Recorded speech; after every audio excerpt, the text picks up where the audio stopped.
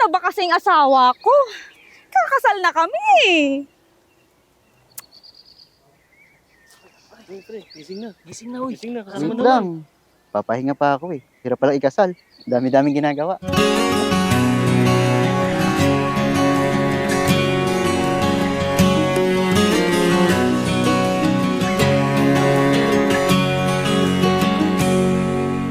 Father, I said till death do us part. I want to mean it. First meet namin sa Baclaran Church. Siyempre, both Catholic kami. So, nung pumunta kami doon, unang hiningi ko is bigyan ako ng sign na kung siya ang binigay sa akin ni Lord. Kahit any color na makita ko sa damit niya, may pink, gano'n. Tapos nung na-meet ko siya that time, ang color ng damit niya is light blue, parang sa TCY po ata. Then, ayun nga po, sa print ng damit niya, may pink naman. Kasi nung unang nakita kami sa simbahan, akala ko hindi ako papansinin eh. Gulat ako nung may hawak siyang tubig. O ito inumin mo, nakapagod na pagod kasi from LRT ng Baclaran. Hindi ko alam na may dulo pa pala siya. Nilakad ko mula doon sa dulo nun hanggang doon sa Baclaran Church. Pagod siya, ganun. And syempre, parang yun na din yung way ko para maipakita na yung care ko sa kanya. Para mapawi yung pagod. And we'll bring you glory today. I pray.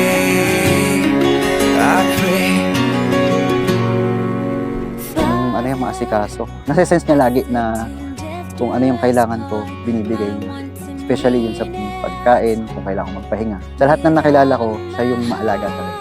Pinaka nagustuhan ko talaga sa kanya is very caring and thoughtful talaga siya. Yung kahit sobrang busy siya, yung kahit may ginagawa siya, pag nakita niyang masama yung pakiramdam ko, talagang kunwari masakit yung likod ko, ayun, mamasahin niya ako. Yun din, yung simple gestures na minsan nakakatulog ako na walang kumot. Sa sobrang pagod ko, hindi ko na naasikaso yung sarili ko. Ayun, pupumutan, which is very big, sa akin, big impact na wow, ganito pala siya sa akin na kahit ano, hindi kailangang sabihin, nagkukusa siya.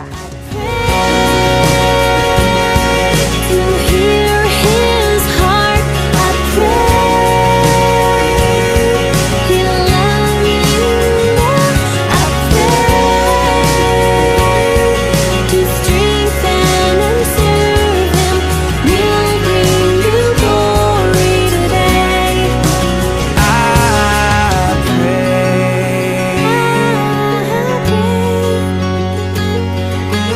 This is my prayer. Amen.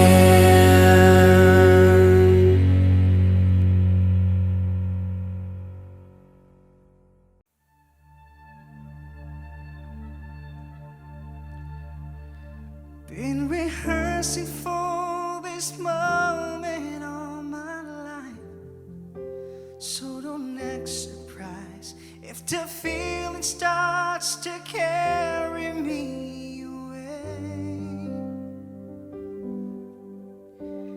Here we stand today, like we always dreamed, starting out our lives together.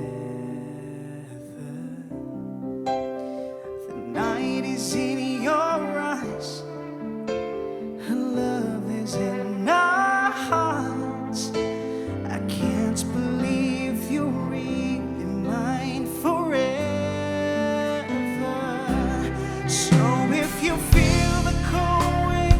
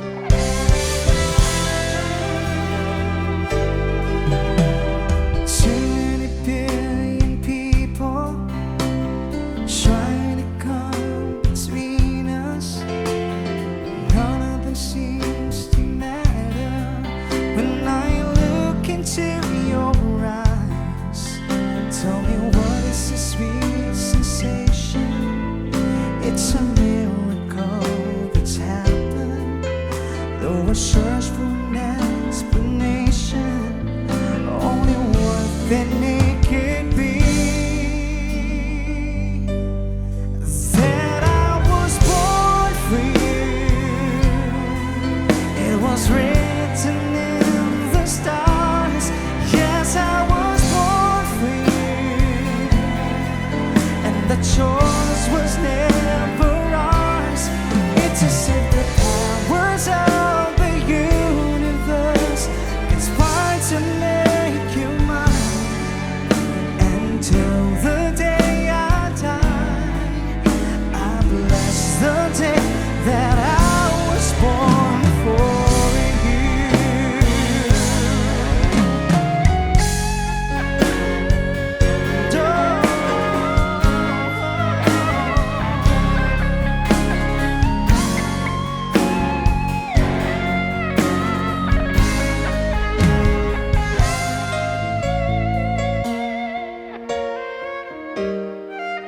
Sabi ko dun sa isang kaibigan ko noon na nagsundalo na din, sabi ko, pre, pag ito naging single at natapat na single ako, liligawan ko to, hindi ko pakakawalan to. Hanggang sa makasal kami, hindi ko pakakawalan to. Ayun na nga, nandito na tayo ngayon. Kakasal na kami, meron ng anak, ang pangalan is Ramiel Arkin. Yung anak namin talagang masasabi ko isang regalo sa amin dalawa.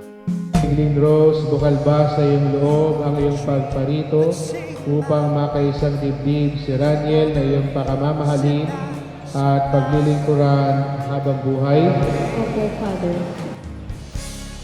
Para naman kay Raniel, Raniel, bukal ba sa iyong loob ang iyong pagparito upang makaisang dibdib si Tingling Rose na iyong pakamamahalin at paglilingkuran habang buhay? Opo, Father. Never thought that I could need someone as much as I need you. I love you.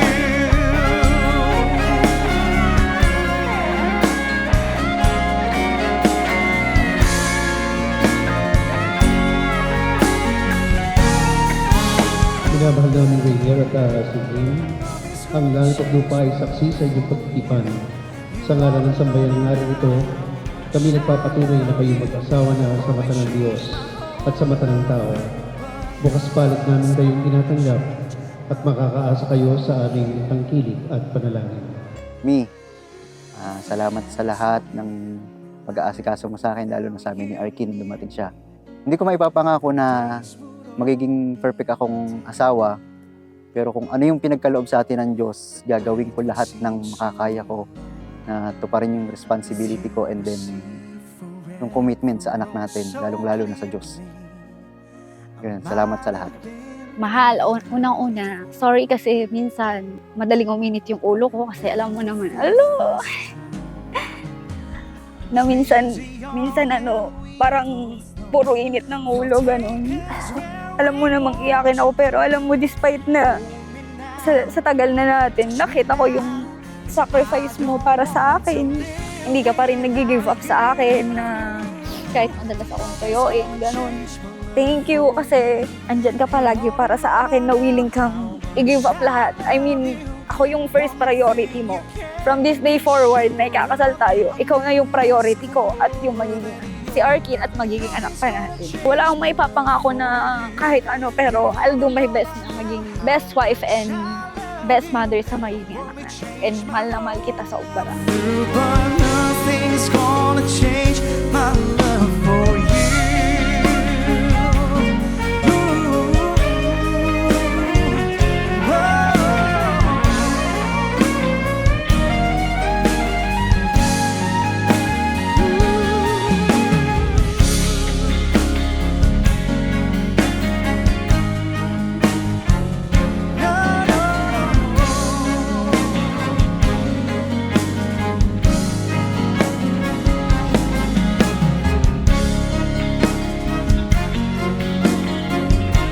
Hindi lamang pasasakop ang babae sa lalaki, kung hindi ituturing niyang sila ay magiging isa.